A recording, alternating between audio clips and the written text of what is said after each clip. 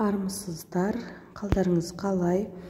Бүгін хит сыпыраның тігілу жолын көрсетемін.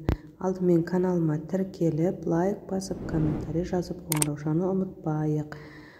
Осылай ұзыннан матамызды жайып, осыны екі бөлікке бөліп аламыз.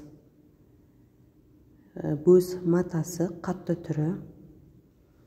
Міне осылай матаны екіге бүктеп алып, дәл тең етіп екіге бөліп алып, ортасынан қиып шығамыз.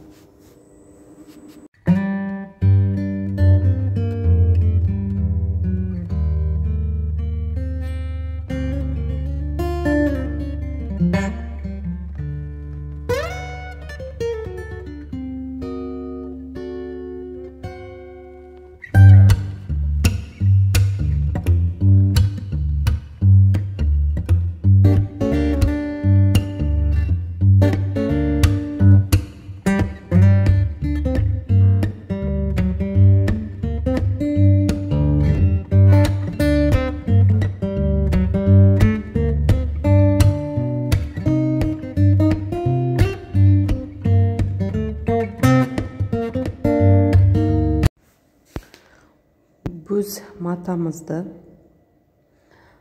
ұзындығын 80-80 қылып алатын болсақ, 160 ұзын қылып, бір бетін 160 қылып аламыз.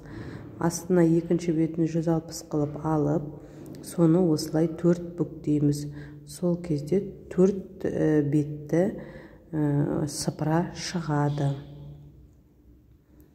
Осылай бүктеп аламыз. 4 бет шығады. Міне бірінші беті, екінші бет, үшінші бет, төртінші бет. Енді осының шеттерін екі қайырып, айналдырып, тігіп шығамыз. Тіке тігіспен немесе шетін аберлоктап, кейін бір қайырып тігуге болады. Бүктелген жағын екі рет машинамен, тіке тігіспен екі рет тігіп шығамыз. Міне қазір менің матамның ұзындығы 77 ені, ұзындығы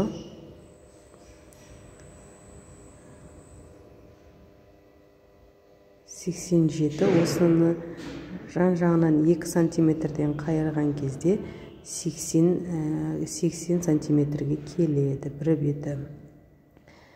Енді осылай екі бүктеп қайырып, машинамызға тіке тігіспен тігіп шығамыз.